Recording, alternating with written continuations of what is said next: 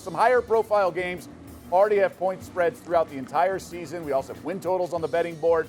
Steve, what's a game that has you excited early?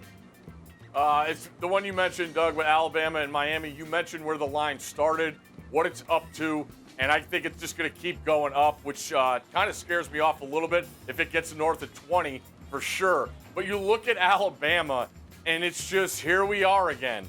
You know, 6 first-rounders are gone. Steve Sarkisian leaves for the Texas job. He takes Coach Flood, the offensive line coach, and probably Saban's best recruiter, Jeff Banks, with him to Austin. What does Nick do? He brings in 2 former NFL head coaches, Bill O'Brien to call the offense and Doug Marrone to be on the offensive line and help out there.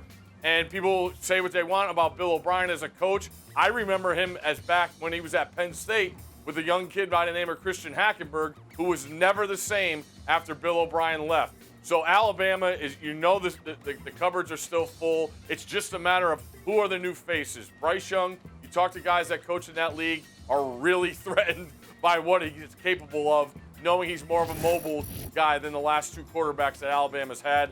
And on the other side with Miami, Manny Diaz is going to take over the defense now. They returned 19 to 22 starters.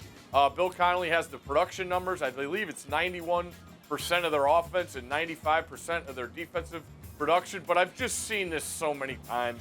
Alabama out of conference to start the year, and the other team just has no idea what they're in for. So if it stays right here, I lean Alabama for sure. Yeah, you bring up like that Louisville game comes to mind where they were supposed to lose so much and they just I think they almost blanked Louisville. But it's a great point about reloading coaches as much as the talent. The coverage never bare in both the coaching staff and the players, and obviously the new quarterback. We'll see, but they have certainly replaced Tua with Mac Jones. Bryce Young, more of a dual-threat quarterback, but he was the Gatorade Player of the Year out of California powerhouse Modern Day. I think he'll be okay under the tutelage of Nick Saban. Bear, what's an early conference game that you can't wait to bet?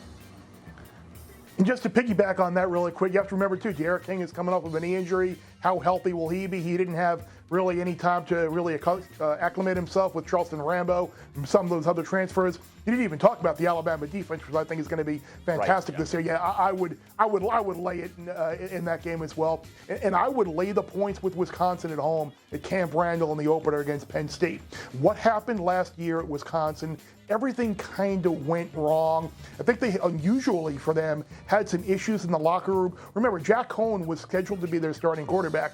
He got hurt, injured. He was kind of the leader of the team, and the team kind of gravitated towards him. He couldn't play. In comes Graham Mertz against Illinois and has an unbelievable game. And how could Paul Chryst really go back to Cohen after that? So I think the injuries that they had last year, Davis and some other wide receivers, I think those guys are healthy this year. I think if you look at Wisconsin, long term, I like them this year. But in this game especially, Penn State comes in, lose some guys on defense. I think they still have question marks at quarterback with Sean Clifford. He hasn't really panned out the way they hoped he would. The running backs were a mess last year. They need to be healthy there and find a guy. The wide receivers are young. I think this is a lay it and laugh type game early in the year. I think this line is going to do nothing but go up, up, up, like Steve alluded to with Miami, Alabama. I like Wisconsin big over Penn State week 1. Yeah, and Camp Randall will be rocking. We'll have fans, and it's a much different environment. How about a early first month for Nittany Lions? They have to go at Camp Randall, but then they get to host Auburn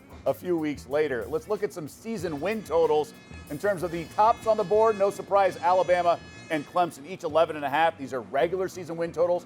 Do not include the conference championship game. Check the fine print, everyone. So that means they have to go undefeated. Bama does not have Georgia on its schedule, but it does have to go to the Swamp. And then a couple other games, the Iron Bowl, though the Tigers not expected to be too strong there. They do host LSU, I believe. And then some of the other teams, look at Coastal Carolina, right? Arrived to the party. What will happen this year in Oklahoma? Is someone going to take down the Sooners this year in the Big 12? 11. So 1 loss, and they pushed that season win total. Bear, what's one win total you've already hit at the window? Kentucky at 6.5 is one that I love.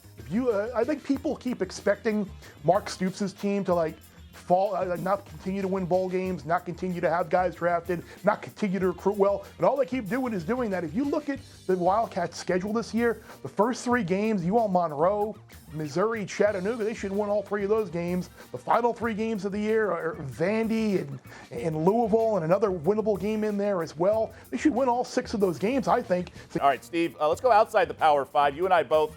You go first. All right, Doug. One thing we did not have in the 2020 season that we all really missed about, UConn football. That's right. UConn did not play in 2020. They are back now with an over-under of 2.5. Did they play in 2019? Yeah, they attempted to, Bear. They attempted to there. But let's look at UConn's schedule. They're an independent team now, so you got to scroll all the way down to find them when you go to ESPN.com under the independents. But look at this. It is all over the place. And I know people are going to circle Holy Cross and UMass and Yale. Yes, Bula Bula. This restores an old rivalry. They used to play at the Yale Bowl, some of the greatest tailgates in Connecticut history. I could tell you that because I was there. But I think Yale could possibly beat UConn. I really do. Tony Reno's done a great job at Yale, and there's other games on there that people are going to want to circle. There's no talent at UConn. The wrench will be rocking regardless of how many wins they get. But, yeah, it's going to be a tough sledding there. Steve, I'll see your 2.5, and I'll go 1.5, and I'll go under as well. Right down the street, UNLV football. Arroyo can recruit, I will say that. But tough schedule, all things considered. I just don't see 2 wins. They had no wins last year. In fact, they only had 1 cover. So that's how bad things were. Now, Eastern Washington actually brings in a decent squad. Yeah. You mentioned, Steve earlier mentioned Bill Connolly's projections for the year, and they have likely losses as a category and relative toss-ups. Eastern Washington is a relative toss-up, but they are favored in that game. But there are just games they're not going to win, like at ASU, Iowa State, and then they're going to, I think, lose to UTSA. That's in the likely losses. Well, what a curtain dropper there to open that stadium with that game. Woo. Thanks for watching ESPN on YouTube. For live streaming sports and premium content, subscribe to ESPN+.